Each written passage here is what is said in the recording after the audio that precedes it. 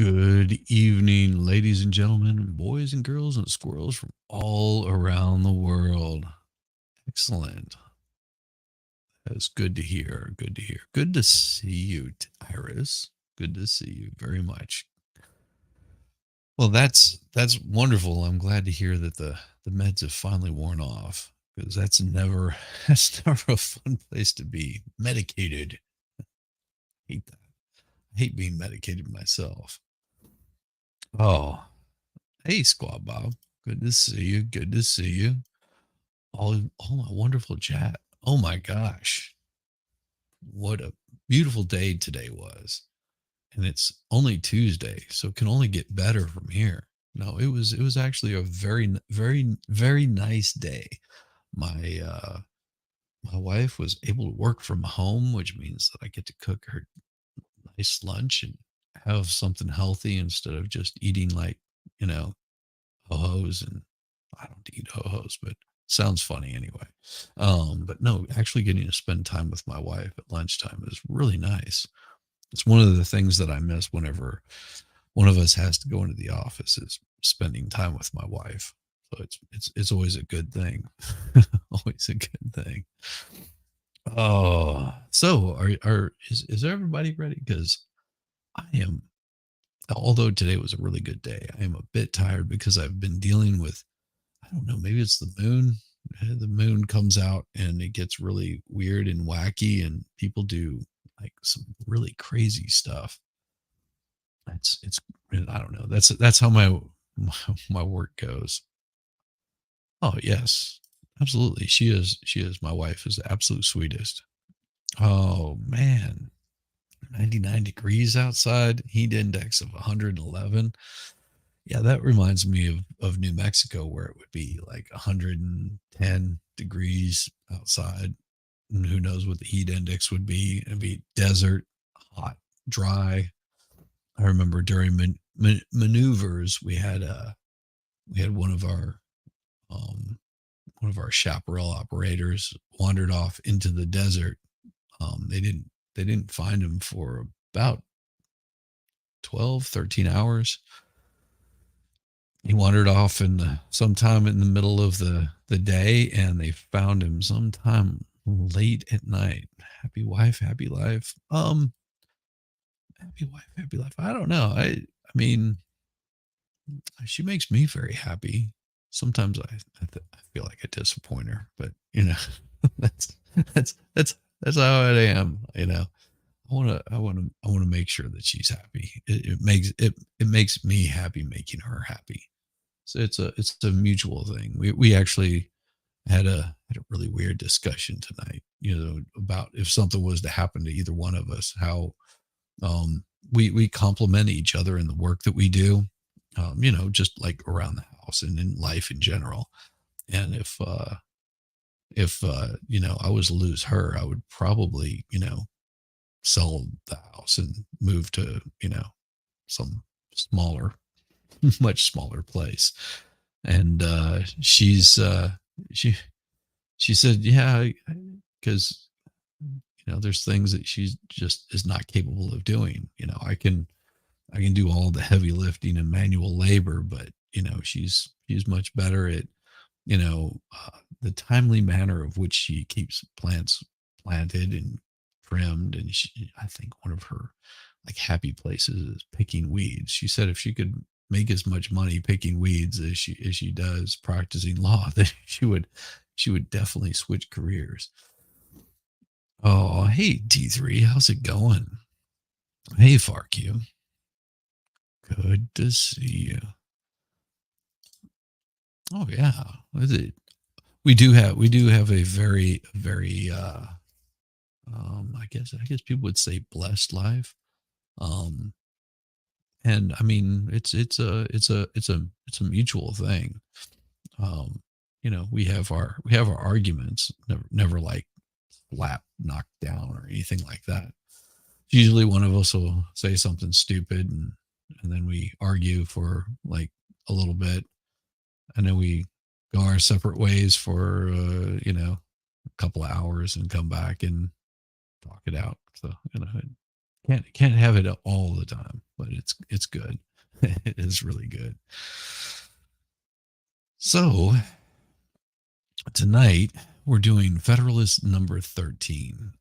And if you'll notice that the episode numbers don't match up with the actual paper numbers, and that would be because there were continuations on certain parts.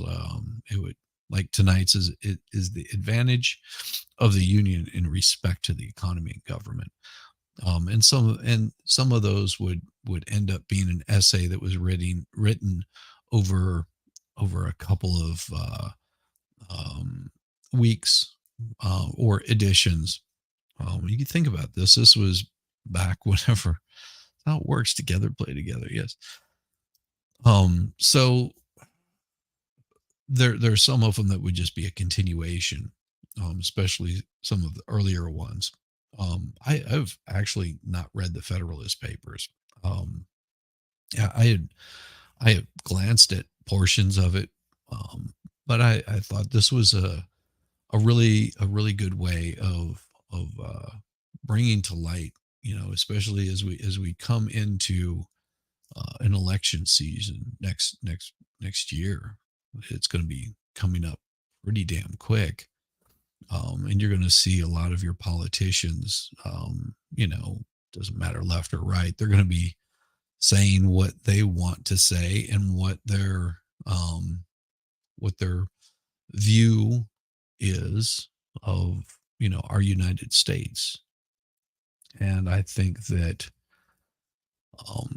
this gives a good point of reference of where our founders wanted our country to be, what they were looking for as a country, not in a left versus right sense, but in the sense of an urgency of a United States. And I think that this can really, I don't know, maybe use it as a compass to guide you or all of us. Hey, Audra, good to see you. Hey, beautiful people, I'm here, but listening while we complete some house stuffs. Always a good thing. Always a good thing. And of course, FarQ says, hey, Audra. No, I think it provides a good compass of where we as citizens of the United States um, find that compass, that guide that guides us from where we are to where we hope for our country to be. I think that we get caught up in a lot of the minutia, the small parts of the disagreement, or to one up the other person, that we tend to miss the most important part of what we as Americans are hoping to achieve um, in respect to the rest of America. So that's where I'm at with that. Hey, Suzanne, good to see you. Trying to educate myself on politics and government over the world. I've been ignorant for 65 years. We've all been there. I I'm trying to think of the best way to put this. As a younger man, I had ideals, and I saw a lot of those ideals not be healthy or good. So I'm using this also as an opportunity to learn a little bit myself. So that's where I'm at with it. My my perspective on a lot of things have changed in the past 50 plus years that I've been walking this earth. And I think that being able to agree with your opposition on on certain things is not bad. Having a healthy discussion is much better. It's whenever that healthy discussion is shut down that it can become a real problem. Oh, sorry to hear that. Really sorry to hear that. Well, hopefully it's not on my end, because that would really suck. But without further ado, we will just go ahead and bring this thing up. How's that? Yes. Federalist number 13, advantage of the Union in respect to economy and government. This one was authored by Alexander Hamilton, of course, as he always starts out. To the people of the state of New York, as connected with the subject of revenue, we may, with propriety, consider that of economy, the money saved from one object may be usefully applied to another, and there will be so much the less to be drawn from the pockets of the people. If the states are united under one government, there will be but one national civil list to support. If they are divided into several confederacies, there will be as many different national civil lists to be provided for, and each of them, as to the principal departments, coextensive with that which would be necessary for a government of the whole. The entire separation of the states into 13 unconnected sovereignties is a project too extravagant and too replete with danger to have many advocates. The ideas of men who speculate upon the dismemberment of the empire seem generally turned towards 3 confederacies, one consisting of the 4 northern, another of the 4 middle, and a third of the 5 southern states. That's pretty interesting, because I did not know that there were actually people in the United States that were looking at separating each of the 4 into separate pieces. I cannot imagine how difficult that would be to keep track of, almost like their own small group of countries. There is little probability that there would be a greater number. That's bold. There would be little probability that there would be a greater number. I think there was a greater probability.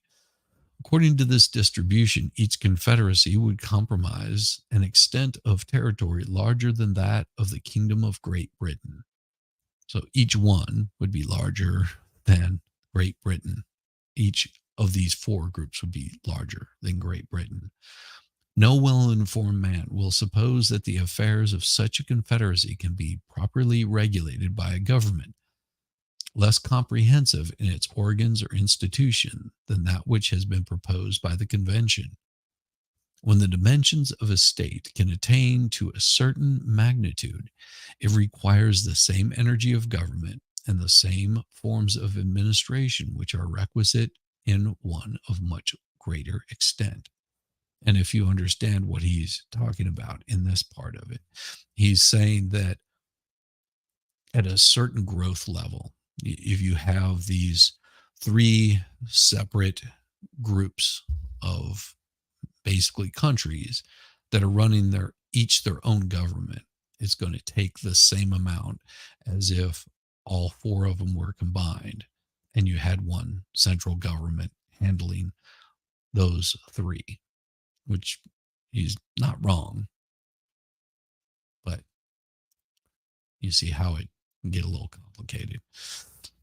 This idea admits not the precise demonstration, but there is no rule by which we can measure the momentum of a civil power necessary to the government of any given number of individuals. But when we consider that the island of Britain nearly I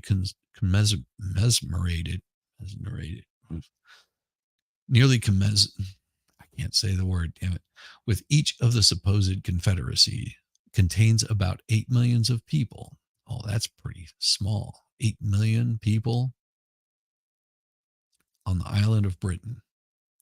And when we reflect upon the degree of authority required to direct the passions of so large a society to the public good, We shall see no reason to doubt that like portion of power would be sufficient to perform the same task in a society far more numerous. Civil power, properly organized and exerted, is capable of diffusing its force to a great extent and can, in a manner, reproduce itself in every part of a great empire by judicious arrangement of subordinate institutions. Let's see what else we got. Anything? No, nothing. Good. Oh, by the way, you guys, make sure you reach over and just slap that like button like a dirty little. Never mind. Just hit it. You'll be fine. Not that it does anything, but you can always hit it. Just for shits and giggles, maybe. The supposition that each confederacy into which the states would be likely to be divided would require a government not less comprehensive than the one proposed will be strengthened by another supposition more probable than that which presents us with three confederacies as an alternative to a general union. If we attend carefully to geographical and commercial considerations in conjunction with its habits and prejudices of the different states, we shall be led to conclude that in a case of disunion, they will most naturally league themselves under two governments. The four Eastern states, from all the causes that form the links of national sympathy and connection, may with certainty be expected to unite. New York, situated as she is, would never be unwise enough to oppose a feeble and supported flank to the weight of that confederacy. There are other obvious reasons that would facilitate her accession to it. New Jersey is too small a state to think of being a frontier in opposition to this still more powerful combination, nor do there appear to be any obstacles to her admission into it. Even Pennsylvania would have strong inducements to join the Northern League, and an active foreign commerce on the basis of her own navigation is her true policy and coincides with the opinions and dispositions of her citizens. The more than other southern states, from various circumstances, may not think themselves much interested in the encouragement of navigation. They may prefer a system which would give unlimited scope to all the nations to be the carriers as well as the purchasers of their commodities. Pennsylvania may not choose to confound her interests in a connection so adverse to her policy, as she must at all events be a frontier. She may deem it most consistent with her safety to have her exposed side turned towards the weaker power of the Southern, rather than towards the stronger power of the Northern Confederacy. This would give her the fairest chance to avoid being the Flanders of America. And I'll explain what that is in a second. Whatever may be the determination of Pennsylvania, if the Northern Confederacy includes New Jersey, there is no likelihood of more than one confederacy to the south of that state. So what they're talking about when he says Flanders of America, what he's talking about is a very particular place that is situated to be the go-between between the northern and the southern states, and it becomes very powerful very quick. And that's about where you would have where you would want to have your central government, and that had to do with Pennsylvania.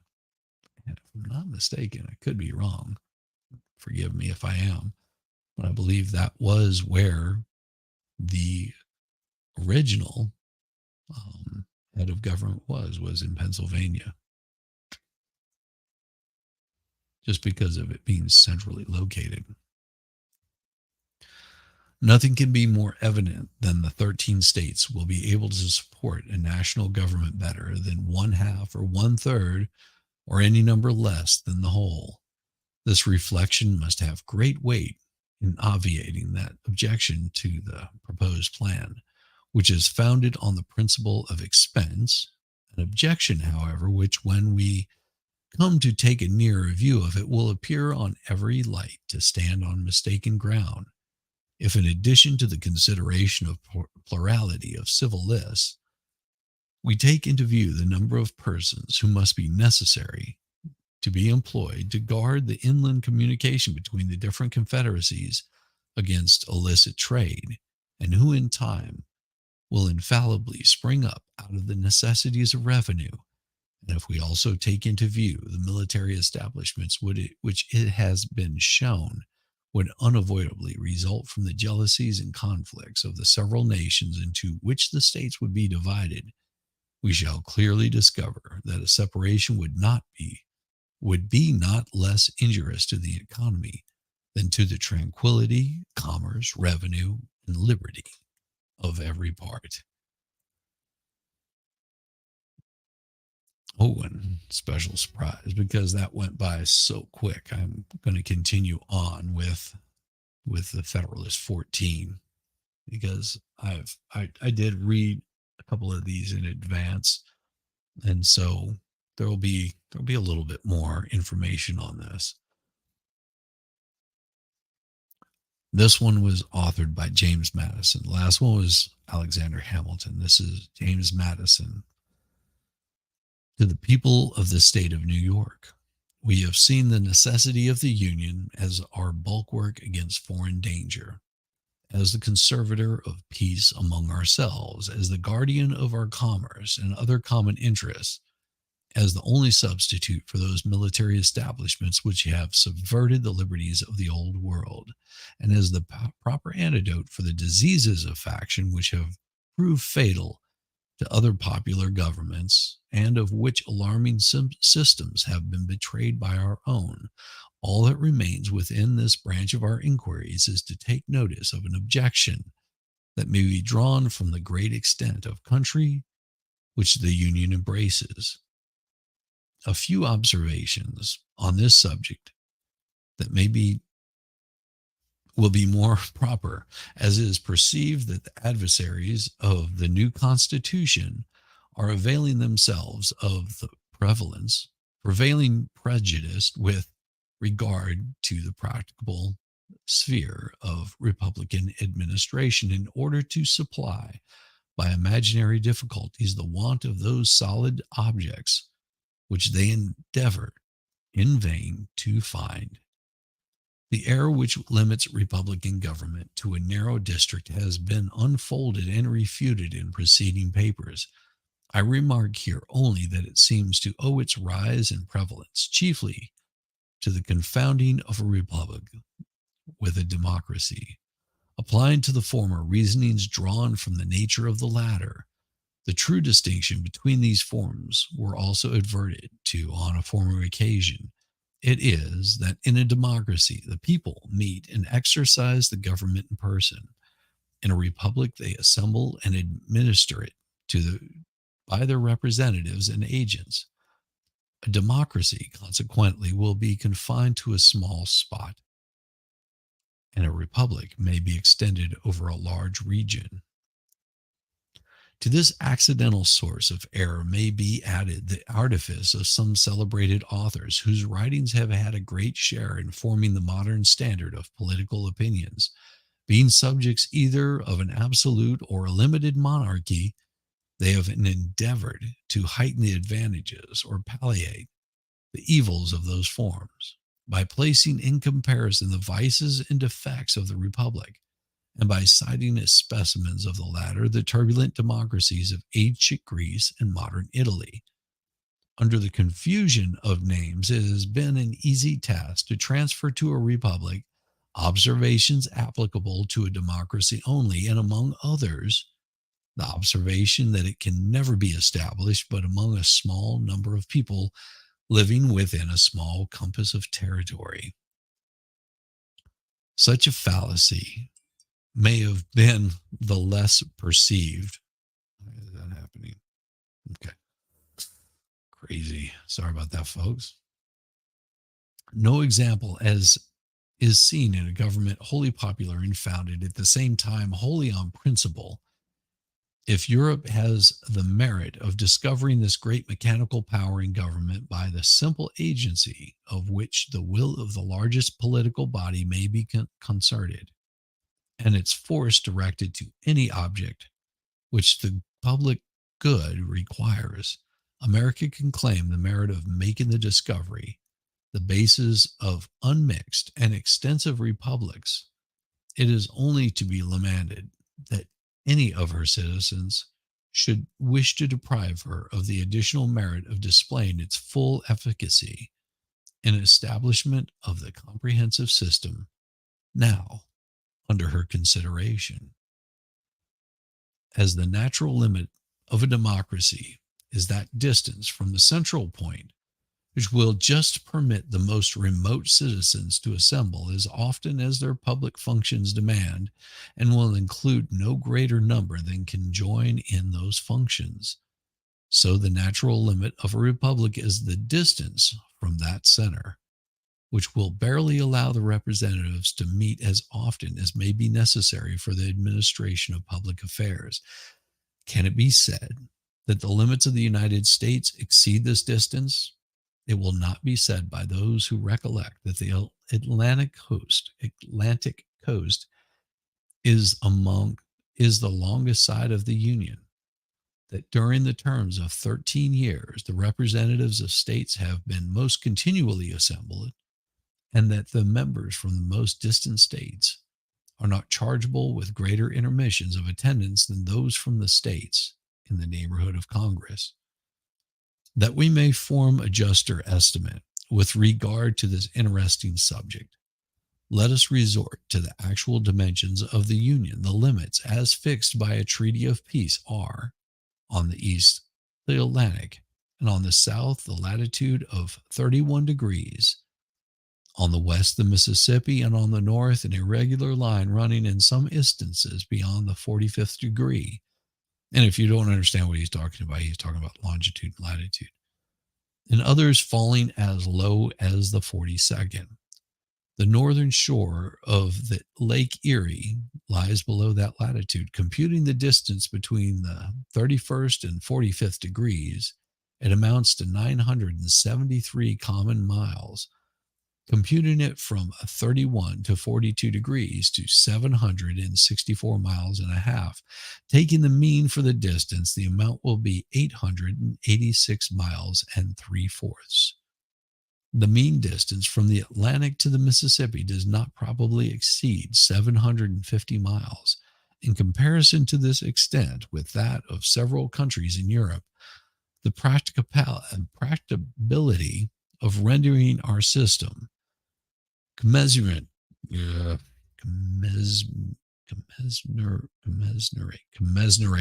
oof, I cannot say that word. Why do they keep using it?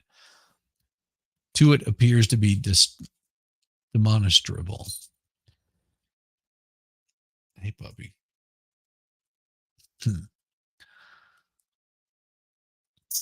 It is not a great deal larger than Germany, where a diet representing the whole empire is continually assembled, or that Poland, before the late dismemberment, where another national diet was the disputary of the supreme power. Looks like StreamYard might have stopped working. No, it looked like it was working. The island have as far to travel the national council as will be required of those of the most remote parts of the Union. Favorable as this view of the subject may be, some observations remain which will place it in some light still more satisfactory. In the first place, it is to be remembered that the general government is not to be charged with the whole power of making it and administering laws. This is very, very important right here. In the first place, it is to be remembered that the general government, we're talking about the national government, is not to be charged with the whole power of making and administering its laws. Its jurisdiction is limited to a certain enumerated objects which concern all the members of the republic, but which are not to be attained by separate provisions of any. The subordinate governments which can extend their care to all those other subjects which can be separately provided for will retain their due authority and activity, were it proposed by the plan of the convention to abolish the governments of the particular states, its adversaries would have some ground for their objection, though it would not be difficult to show that if they were abolished, the general government would be compelled by the principle of self-preservation to reinstate them in their proper jurisdiction. So, what he has been talking about there is saying that the national government is basically the ruler over all, but it's very limited on its scope of what it controls. It can't come in and tell one particular state that they have to ban all firearms. That's not what the national government was to do. That was to be decided by the smaller states. Now, they could come in and say, each state is going to have to contribute at least 5% of their gross domestic product to, fund, the national government. But beyond that, they really didn't have to do much. It was more handling things outside of the United States. Second observation to be made is that the immediate object of the federal constitution is to secure the union of the 13 primitive states, which we know to be practicable, and to add them such other states as may arise in their own bosoms or in their neighborhoods, which we cannot doubt to be equally practicable. The arrangements that may be necessary for those angles and fractions of our territory which lie on the northwestern frontier must be left to those whom further discoveries and experience will render more equal to the task. Let it be remarked, in the third place, that the intercourse throughout the Union will be facilitated by new improvements. Roads will everywhere be shortened and kept in better order. Accommodations for travelers will be multiplied and multiplied and grouped together. I believe that's what that means. An interior navigation of our eastern side will be open throughout, or nearly throughout, the whole extent of the 13 states. The communication between the western and the Atlantic districts and between different parts of each will be rendered more easy by those numerous canals with which the beneficence of nature has intersected our country, and which art finds it so little difficult to connect and complete. Sorry. Eyes are starting to blur. A fourth and still more important consideration is that as almost every state will, on one side or the other, be a frontier, and thus find in regards to its safety an inducement to make some sacrifices for the sake of the general protection, so that the states which lie at the greatest distance from the heart of the Union, and which, of course, may partake least of the ordinary circulation of its benefits, will be at the same time immediately contiguous to foreign nations, and will consequently stand on particular occasion in greatest need of its strength and resources. It may be inconvenient for Georgia or the states forming our western or northeastern borders to send their representatives to the seat of government, but they would find it more to struggle alone against an invading enemy, or even to support alone the whole expense of those precautions which may be dictated by the neighborhood of continual danger. If they should derive less benefit, therefore, from the Union in some respects than the less distant states, they will derive greater benefit from it in other respects, and thus the proper equilibrium will be maintained throughout. And here, for George's convenience, spelling.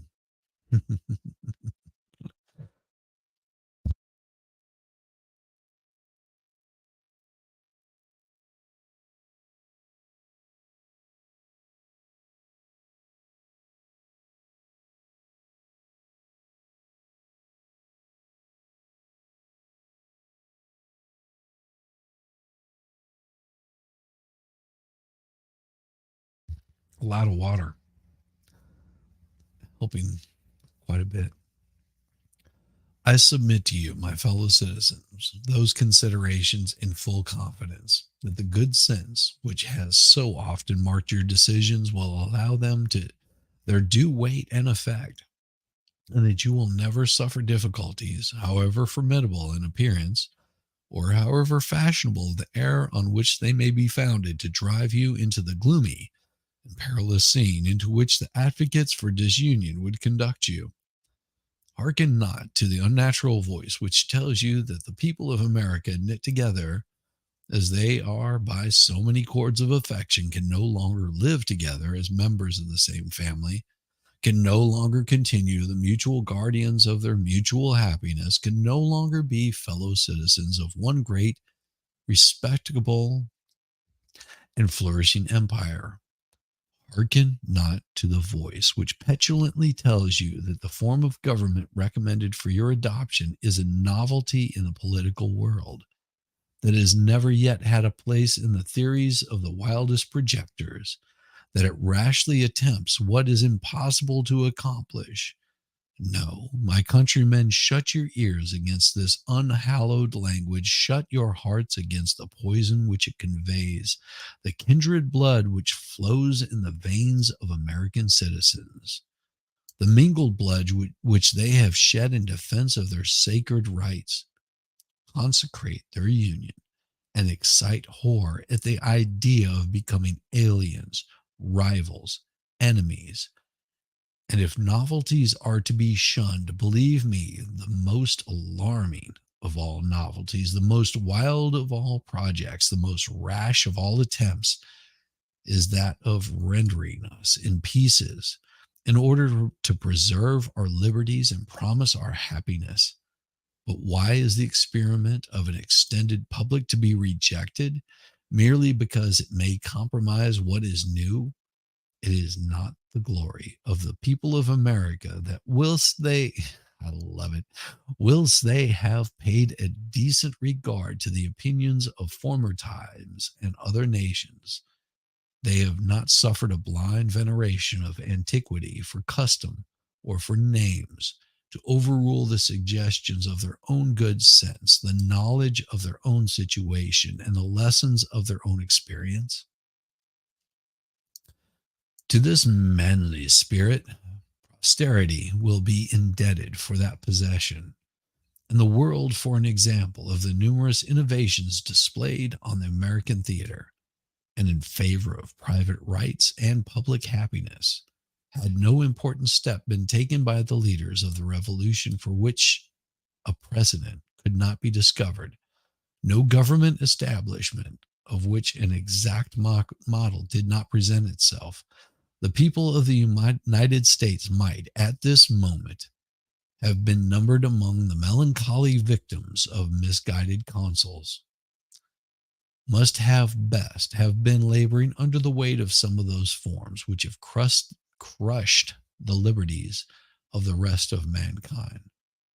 Happily for America, happily we trust, for the whole human race, they pursued a new and more noble course.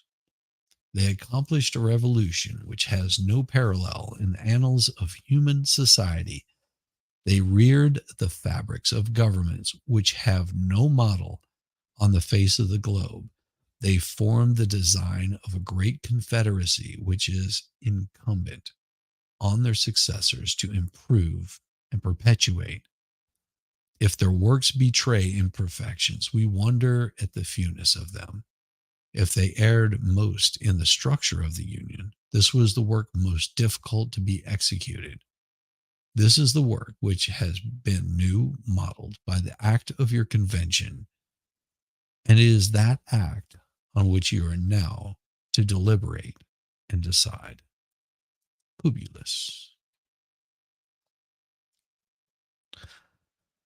So there you go. 2 for the price of 1.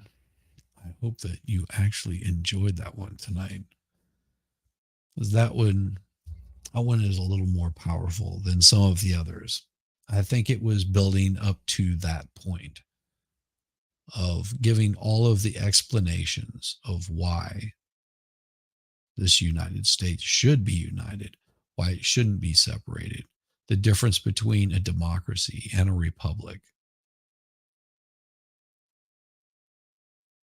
Big difference.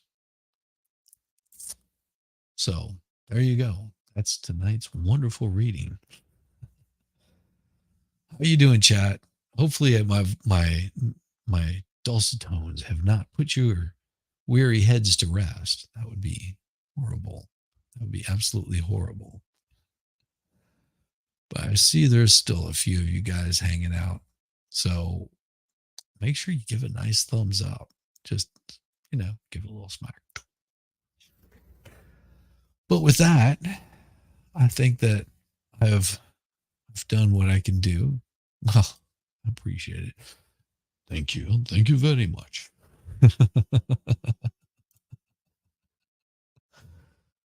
No, tonight,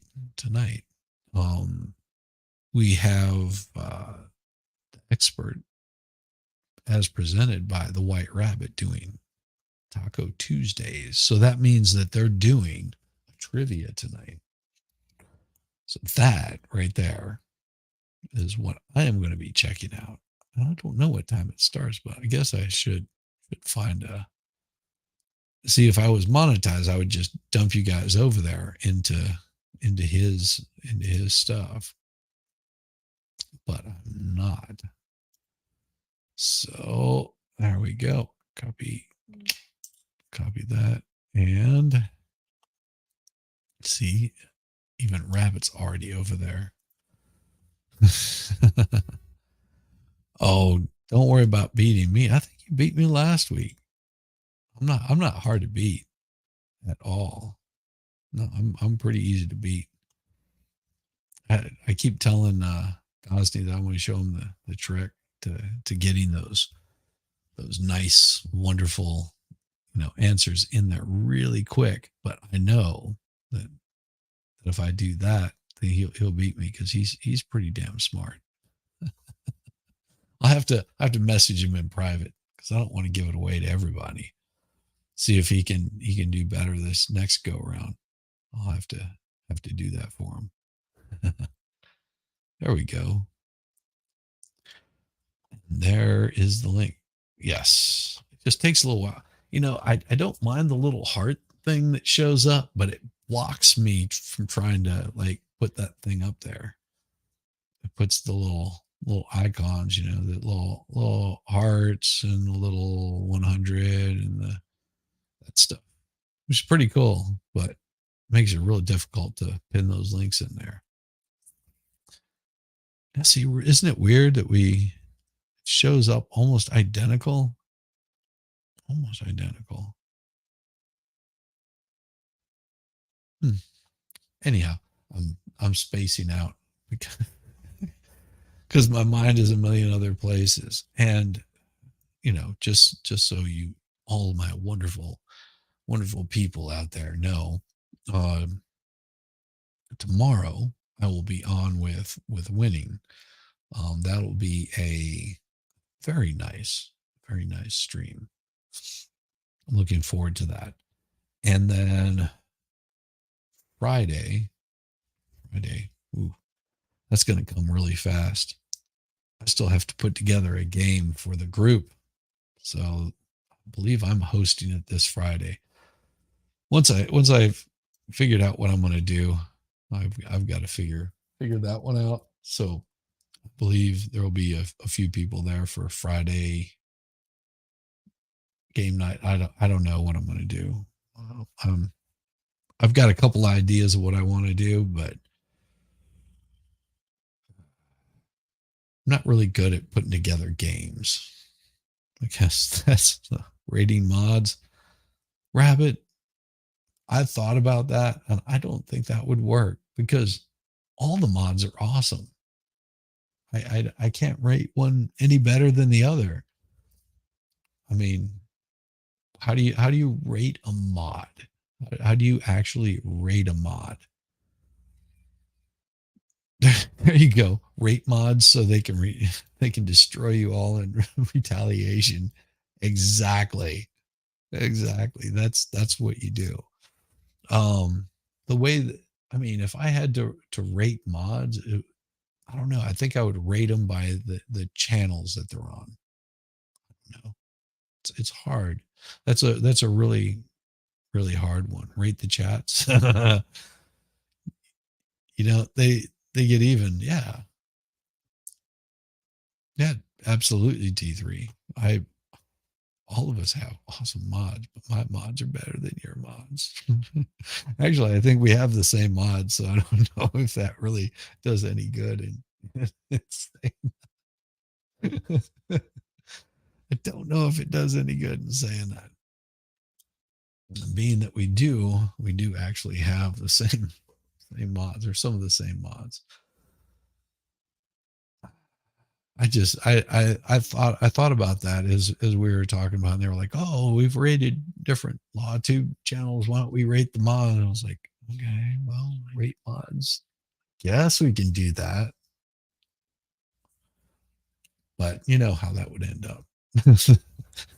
You'd watch all of our channels just go and disappear.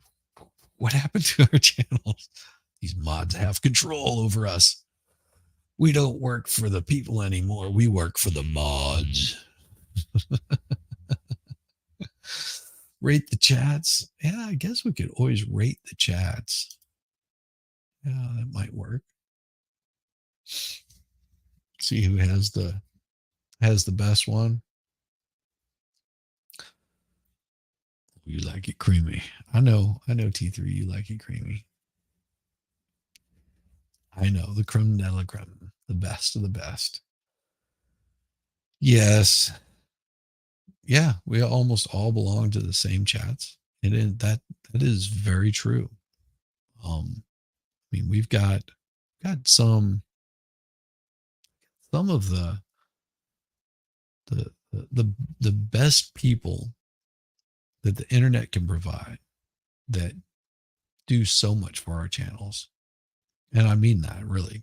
So it's hard to really, you know, be to compare how much a mod does for us. They keep the spam bots away, they keep the crazies away, they keep the the communities together. They handle situations that we may not even know what's going on, because you have that chat just flying by, and you're going, what the hell is going on here? And by the time that we know what's going on, the mods have already handled it. So, and they communicate with each other, which is awesome in itself, that they will reach out and say something to each other to let each other know, hey, something weird is going on with X, Y, or Z. Yeah, see? Rabbit says, I'm working 2 streams on a snail brain. And I've seen her do more, but she needs rest. You guys can't work the rabbit to death. Please don't. Top mod was Susie and Rabbit. Recated top mod was Susie and Rabbit. Oh, okay. That's very cool. Yeah, it's crazy how many of the mods that are here has started out other channels. How many mods are on other channels that started out on other channels? Some of them run their own streams. Some of them have, like, an actual life, unlike me. I take a vacation every so often, but I work all the time. At least it feels like it. He said it made him gay now. Hey, there's nothing wrong. If he wants to be gay, that's fine. it's no, it's good. It's good. But with all that being said, I guess I just want to say I appreciate everybody. Modding is your life anymore? Nah, you do you do a lot more than that.